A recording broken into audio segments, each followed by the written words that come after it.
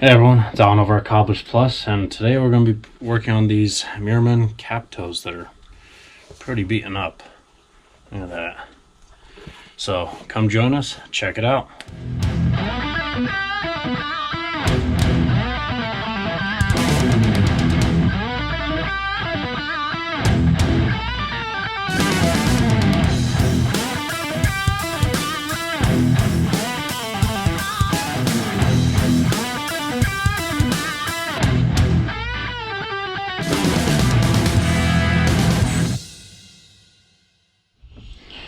So thank you for joining us, and like I said, we're going to be working on these Meermins that are pretty beaten up. First we'll kind of go through the shoe real quick. As you can tell, there's a lot of staining and damage, so we're definitely going to have to do a bath on these. The gentleman did request he wanted to go through with the house grade leather soles there, and there is some limitations I have on these guys. So with the Meermins, they kind of use a really thin stitch on the Goodyear welting right here and everything. The dilemma is that right on the back edge, however, they slipped off. You might be able to see those stitches there, and so ideally it'd be best to replace the midsole or the welt on this, but due to cost and everything, the gentleman said just do full soles on it. So I'm going to do the best I can. I am going to have to kind of readjust the angle of the stitching and everything as much as I can, so there's going to be some differences. In other words, not an ideal scenario or option, but we kind of have to do it this way. So first things first, we're going to break them down, get these soles out of the way. Actually, I'm going to mark these down because I have other full soles I'm working on. So this goes with 6291 Meermin. Okay, 6291.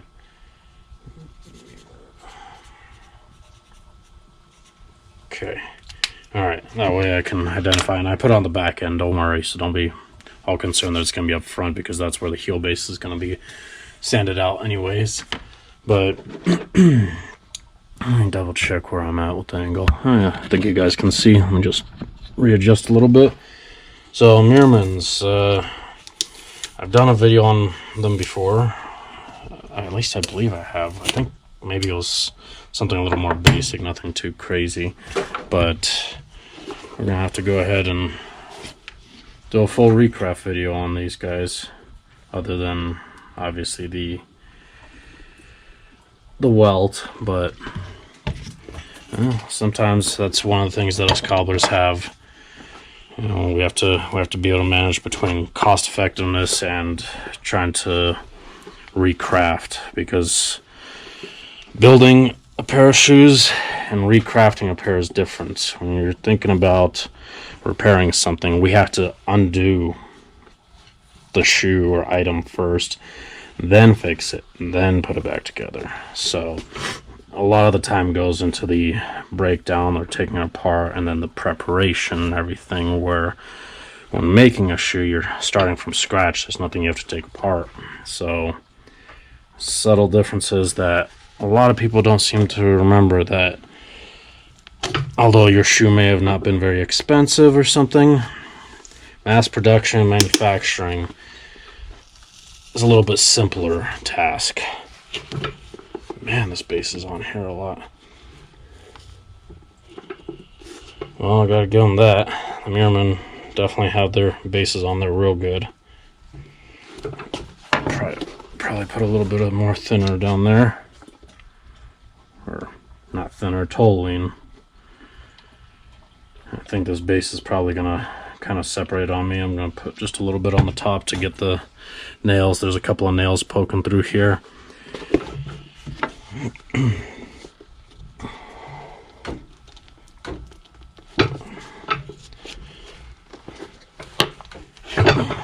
Man, I think that's not wanting to come apart properly.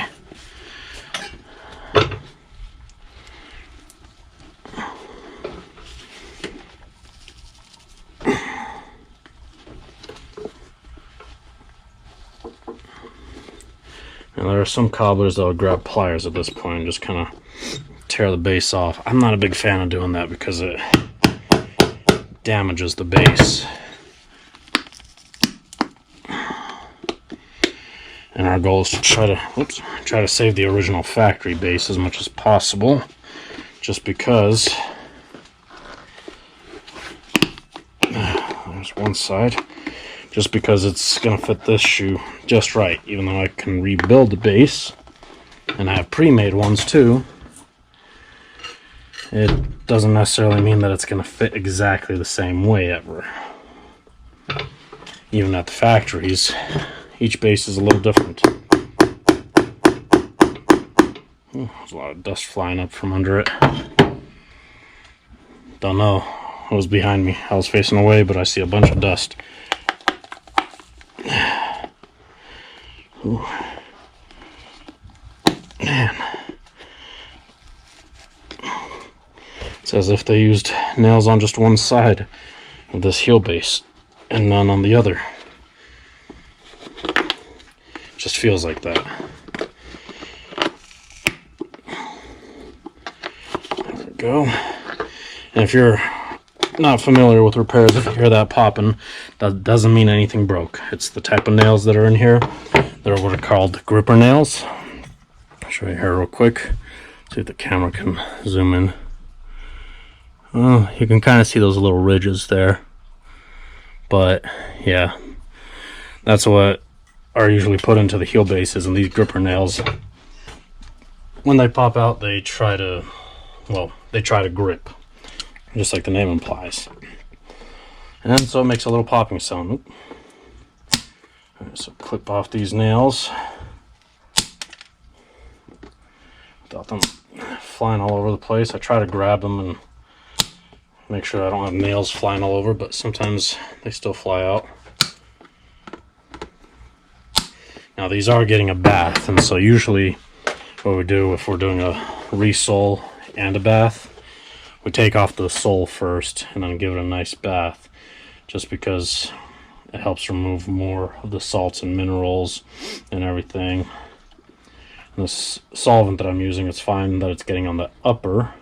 It's not going to cause any kind of damage to leather, especially because right after I'm done removing the sole, they're going into, or the sole and the stitches and cork, then they're going in the bath, which will help clean that up no problem. Otherwise, majority of the time on a light shoe like that, you can see right there's a little spot.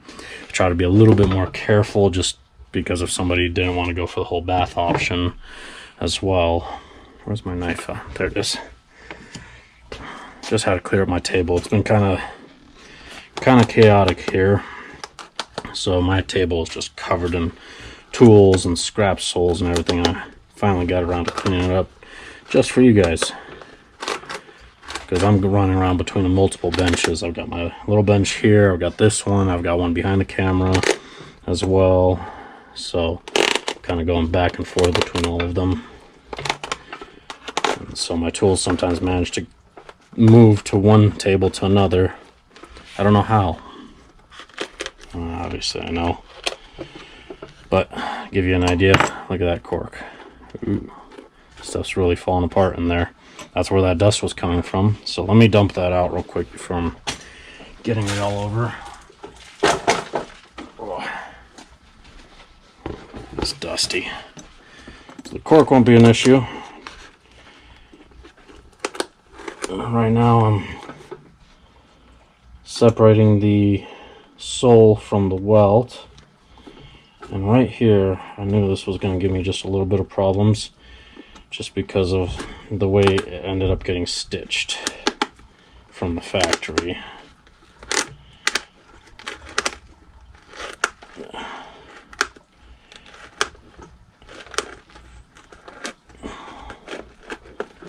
Okay, there we go. I'm going to use my heel pry again, because these are 270 welt. They're not a 360 degree, well, stitched welt at least. So the back end here is just glued on and held in by nails. Where from here, right where the heel base is usually, where it is.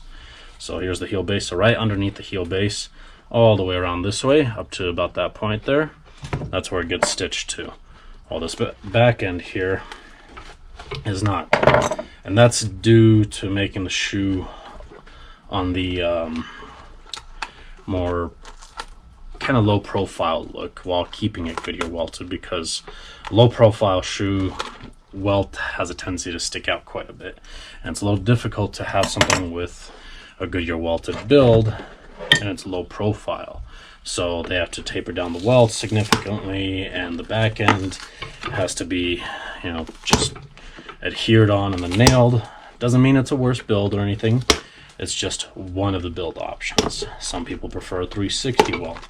Some people want that really low profile look and, you know, just keep it that way, so they end up going with a Blake stitch or something. All right, let's get this shank on out of here. I think they actually put a little nail in there. I think they did. I don't know, they even put a rivet in. Interesting. Okay.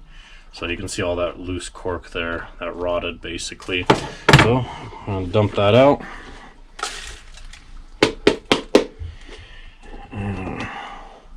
Cork's gonna be easy to clean up then, I guess. So we're just gonna kind of scrape that all out with some tools as well. And there's that cork there, just crumbling off. So cork has two parts to it when you have a shoe being filled with cork. It has the actual cork chunks, and then it has the adhesive, the rubberized adhesive that kind of holds all the cork chunks together, in other words. So this cork here didn't have enough of that adhesive in there, and so that's why it's falling apart. Plus the other thing is that these cork chunks are very large. So you have different grades of cork. You have really fine cork, you have really heavy cork.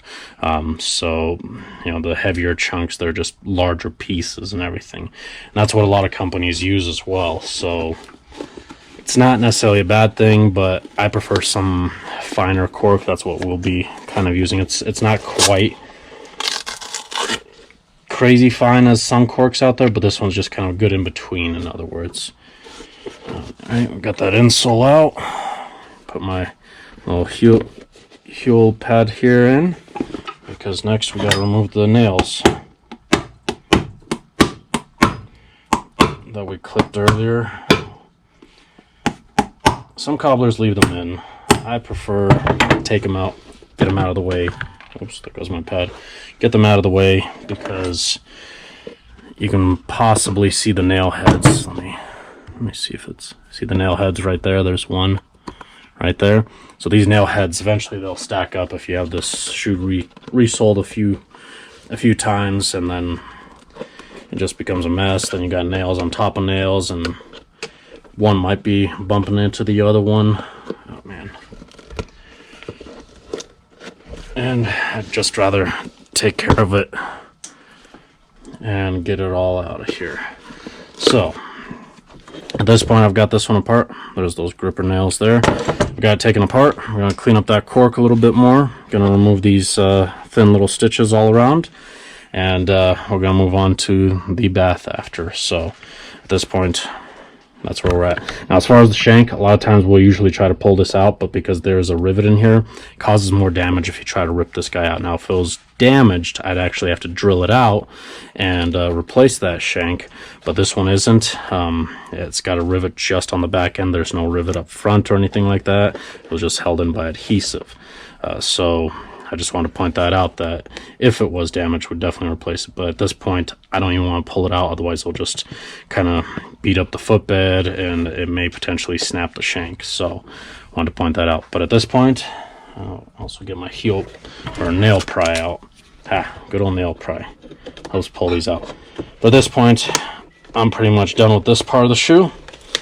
And we're going to switch over to the bath section. I think I might have to mix up a fresh new batch of the bath cleaning solution, so we'll see you back in just a little bit. Alright everyone, so we're back here, and these shoes have been sitting and soaking kind of all day in here, and it's time to go ahead and get them on out of here. Look at that bubble. I'm trying to reach from between the camera, but yeah, this is what we do to give them a Swedish bath. In other words, we just call it a bath, but proper term is Swedish bath. So I'm going to put some cedar shoe trees in here, and then I'm going to set them up on our drying rack that blows air inside the shoe. I'll show you guys that here in just a second once I got some shoe trees in there, but I want to show you real quick how the shoes were taking a bath. That way they can dry overnight, and we'll continue on with them.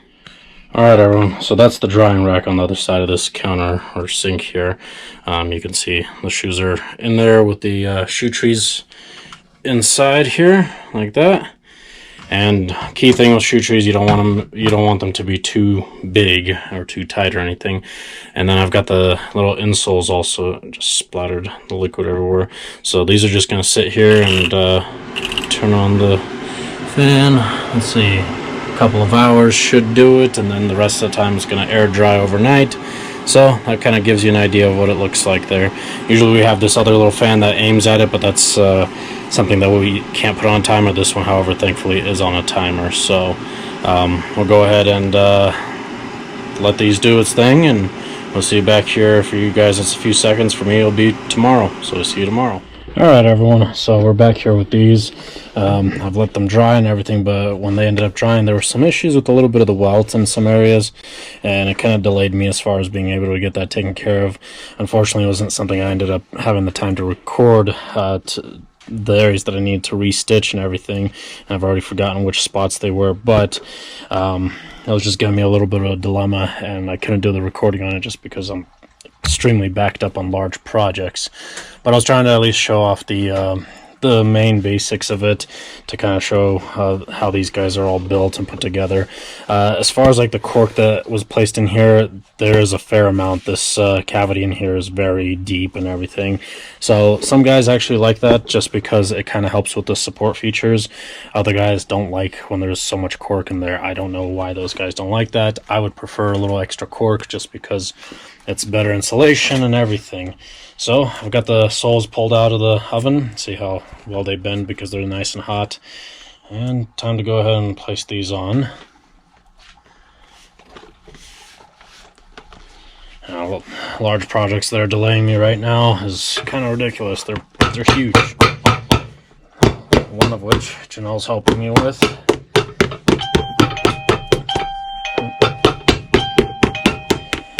And that project is going to take quite some time, so we're going to be showing that off, but it may be a few a few months worth of work basically, but we'll try at least one section and let you guys see what it looks like.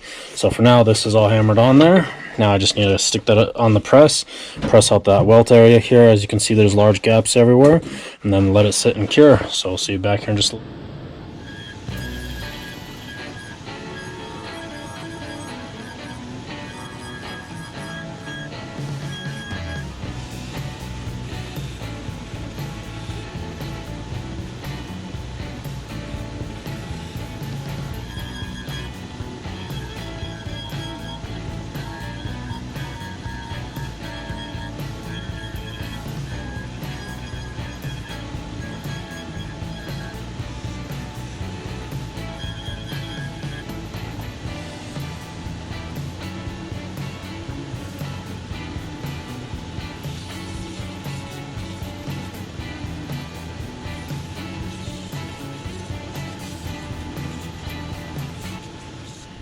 Alright everyone, so I let these cure overnight, and as you saw, we got them all trimmed up and everything, and I've got it marked up on the back end here underneath the heel because this isn't a 360 welt where it gets stitched all the way around completely. This just gets stitched from where I have it marked here, around the toe and everything, and then back around to that mark. Now you can see that they're very uneven marks right now, and that's because I'm trying to follow the original dots from where the holes were and everything from the stitching. So just wanted to point that out, that I am just trying to do what the factory had and, you know, have it line up and everything. Now, however, the big issue is that the stitching from the factory, if I can even show it inside here, maybe on this side a little bit better, but right here on the welt, you can see how close the stitching is to the very corner. So it looks like from the factory, they kind of did something really off where the stitching is just very close. One of the things I did with the welt was I actually used a little bit of filler from the inside to try to get that welt to be filled in. And so in other words, we're going to be kind of creating new holes. As much as that's frowned upon in our industry, it is something I'm going to have to do because there's just no way that this is going to work out. The only other option would have been to replace the welt and everything, which would have been my preference, but sometimes it's just not cost effective. And you know, the welt here is still in fairly okay shape. It's just that stitching there, so we can at least get one set of soles out of this welt before the next time when it's time to resole them. At that point, we really have to make sure the welt is replaced and everything too. So let's go ahead and get going on the stitching. Spray this down nicely. The water really helps with the leather cooperating. And it's not pre-channeled, obviously, because we have a channel knife on here, so it's going to cut out my channeling while I'm stitching, which is kind of nice, and then we'll be able to make this into a closed channel stitch. So let's go ahead and get started.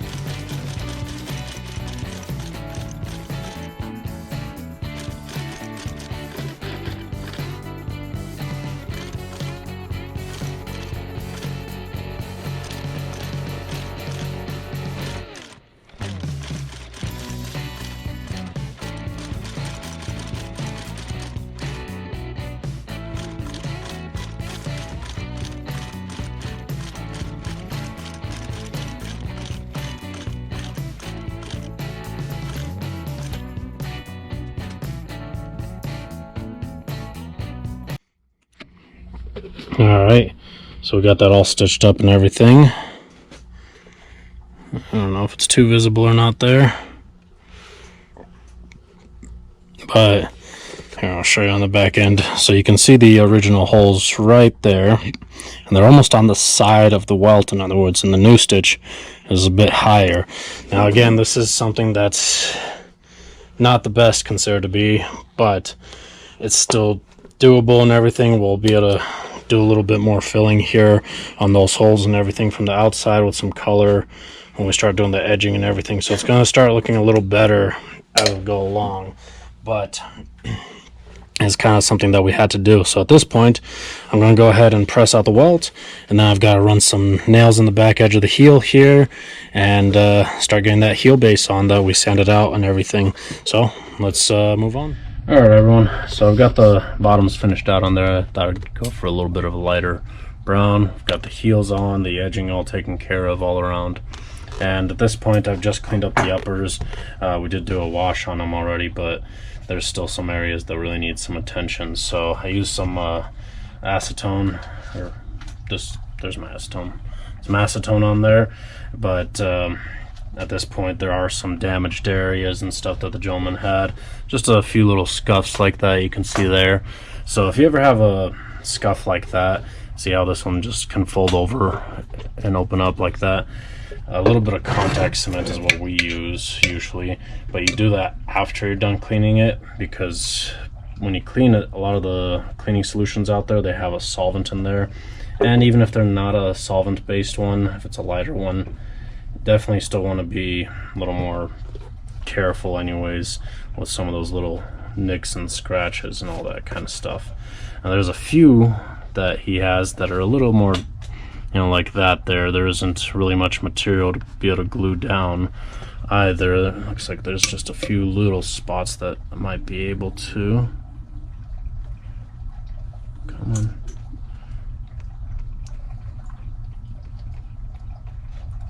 Yeah, I know some of you would be saying, why don't you use a smaller brush? Well, because I wipe it off right away. Besides, I'm gonna have to do just a tad bit of sanding possibly. It looks like, actually it's not too bad, it's laying out pretty nicely. Sorry I got interrupted there, but let's see, gave it a little bit of time to dry there, so just a tad bit of sanding, not too much.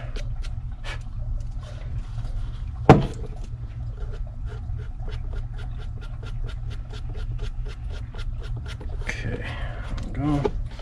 Make sure, see if there's anything else. Okay. Alright, so the toes, as you can tell, are pretty beaten up. Let's see if we can do anything about that and clean it up some. Okay, so got my renovating repair cream, the Sphere one. This stuff is a little bit on the thicker side, so I'm just gonna apply it in a couple of areas. Looks like I need to grab a towel here. Sometimes it kind of separates in here, and so like that right there, separated as far as the pigment goes, and you just gotta go further down till you get to the desired color, in other words. But we're going to use this as a filler. You can see that it's a little bit on the lighter side there. I'm just using that to fill in at the moment.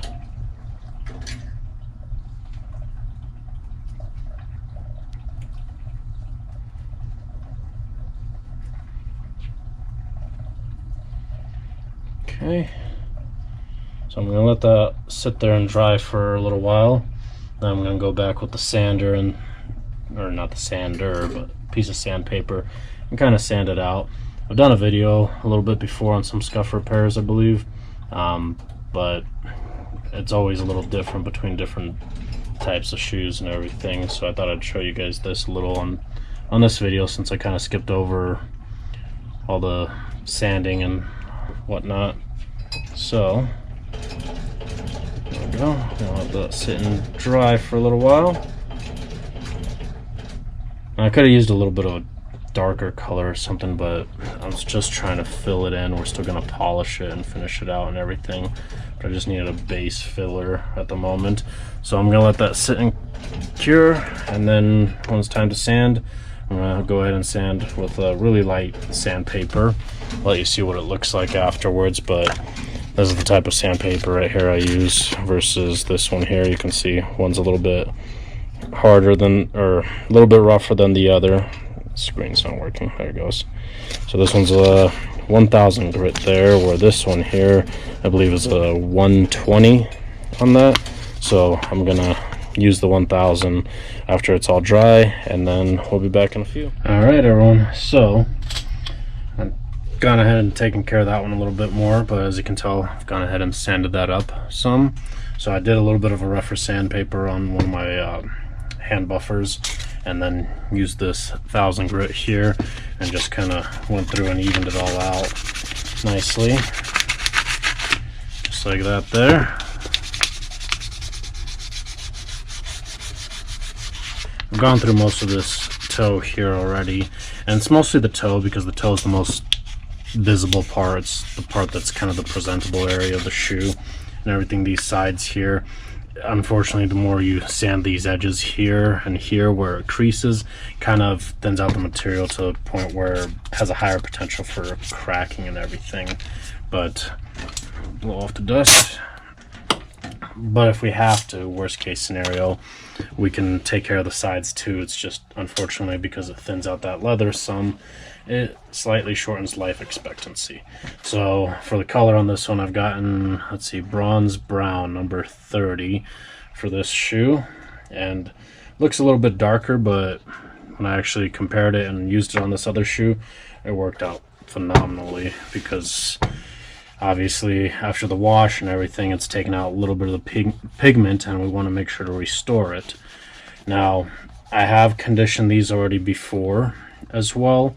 I used a lighter conditioner after washing it and everything, but now my main goal is to try to restore the pigment in this shoe. So that's what I'm doing right now. Now, there is some conditioning elements obviously in this cream polish. There is almond oil in this one. The Medal Dior version that comes in the square jars like this here, this isn't the Medal Dior colored cream though, that has shea butter. However, there's less color options available in that particular line from Saphir, so in order to get the color to match up nicely, I had to make sure to use the Beauty Cure, which is still great stuff and far more superior than a lot of other polishes out there on the markets, even these days. But kind of comes to show that making sure to use the proper products can really bring that back. You can see right there, significant change already. Now, I have had quite a few people coming in over many years and asking for polish for their shoes, and they want to restore the color because their shoes look like these basically. And what they ask for is a wax polish. Wax is not what you want to use on your shoes. You want to use a cream polish. Cream polishes have much more pigment, so it's going to restore the color. It might not give you as high gloss of a shine as wax would, but each product has its own use and purposes.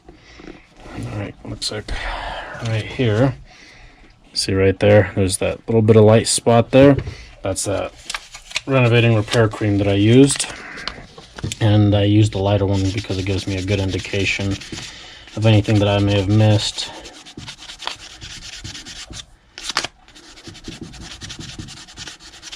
So if you're in the market for polish, make sure you're getting the right thing. Conditioners, same thing. You know, you don't just use a conditioner on every type of leather. I've seen people try to use conditioner on suede. There's only one conditioner out there for suedes, and that's the suede renovating spray, because it also has almond oil. All the rest of them, if they're in cream form, they are not for suede or nubuck. Let's see. So I wanted to make sure to point that out. If you are ever concerned about it, about what product to use, I do have a few videos available talking about which products to use on what type of leather, so definitely check that out. I think it's under the how-to section. And you know, just sometimes if you have a large collection of shoes, with that your expectation is that you're going to need a bit of a large quantity of different products to be able to maintain your own shoes. Otherwise, you could always take it to us, you know, or your local cobbler shop as well, or shoe shiner as well. They typically have all the products on hand they use frequently, and so they can take care of it. Now, not all of your shoe repair shops or shoe shiners will be using the Saphir products. Not everyone has access to it, and not everyone even wants it either, because it is kind of on the pricier side comparing it to other polishes out there. So if you're needing one locally, check with them if they're using Saphir or what products they use, and you know, make an informed decision on what you want done, because sometimes you don't actually need to use Saphir for certain types of shoe treatments. Sometimes you can use a different brand as well, but our go-to is Saphir usually, and then we've got other brands too. It just depends what the job calls for. Alright, make sure you get that toe a little bit more. Now obviously it's not at 100%. This shoe has seen better days. Definitely, this is one thing that I'm not too excited about with some of the Meermins. They have this weird way of dyeing their shoes, and it kind of drives me nuts, and it's like as if it's a layered dye. So sometimes restoring the color is a little bit more work and headache than you would really want it to be. And it's not all their leathers, it's just a handful that I've come across. So keep an eye out for that. You know, if you're having issues polishing your Meermins, it could be that. And if that ends up being the case, regular polish won't work. You will actually possibly have to use a little bit of a spray dye, or just take it a step up and create a patina, especially for the toe and heel areas. Make it a little bit darker. You know, patinas are really popular these days, obviously. Alright, so I'm going to let this sit and soak in for just a little while longer. I'm going to run it over to the buffer, grab some new laces. I did get some new insoles made for these because unfortunately I have lost the original insoles. So I cut out some new ones that matched them very well. Alright, We'll go ahead and get these taken care of on the buffer.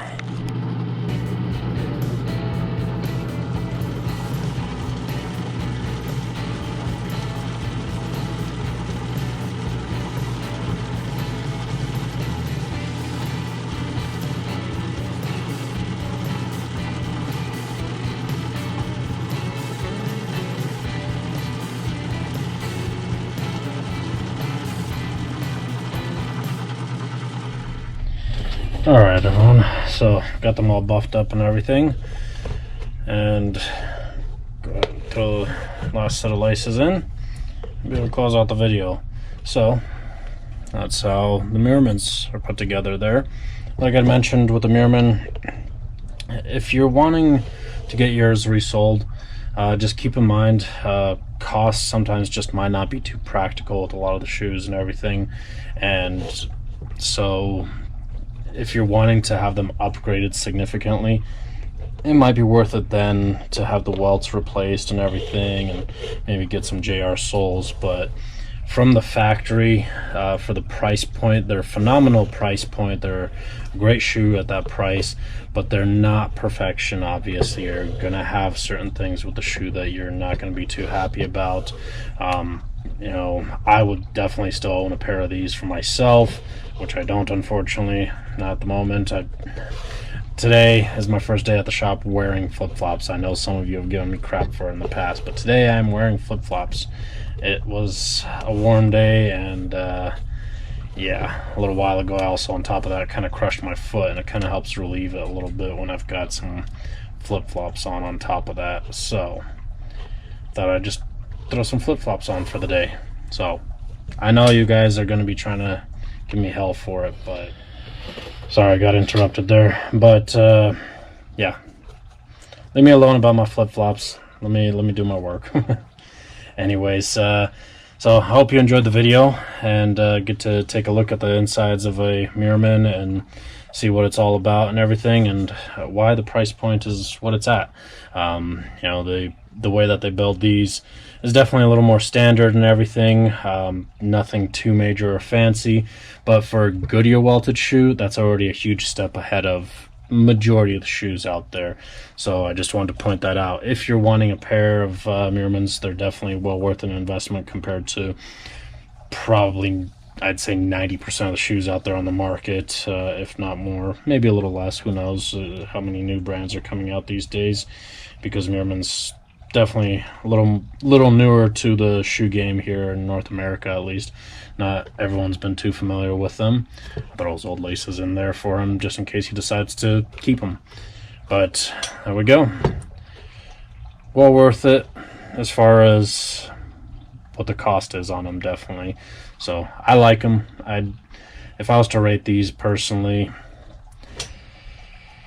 for the, well, on an overall scale of shoes that I work with and everything, I'd probably have to give these about a 5.5 to 6, and that's judging it very criticizingly, in other words, and I'm comparing it to even shoes that are worth a few $1,000s as well. But for the price point, I would definitely give them closer to about a 9 for sure, 9.5 at that price point. So that kind of gives you an idea. If you want a pair, definitely grab some for yourself. Otherwise, if you're not too familiar with them or you want to get to know more about them, there's a group on Facebook called Meermin Enthusiasts, and definitely check them out and see what they're all about. Hope you enjoyed the video. This one was kind of an off video for me. I apologize. I've been swamped with another project, so you guys are going to stay tuned for this one. You may have already seen the picture I posted of the work in progress on a pair of stairs that I'm working on, so that's why I'm so backed up and overwhelmed and all over the place. But in the meantime, I hope you enjoyed this video. Give me a thumbs up if you did, share, comment if it's a short comment.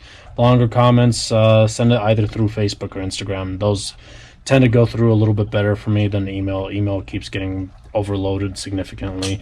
Or call or swing by if you're local here as well. Otherwise, be sure to subscribe and hit that thumbs up button, and we'll see you next time.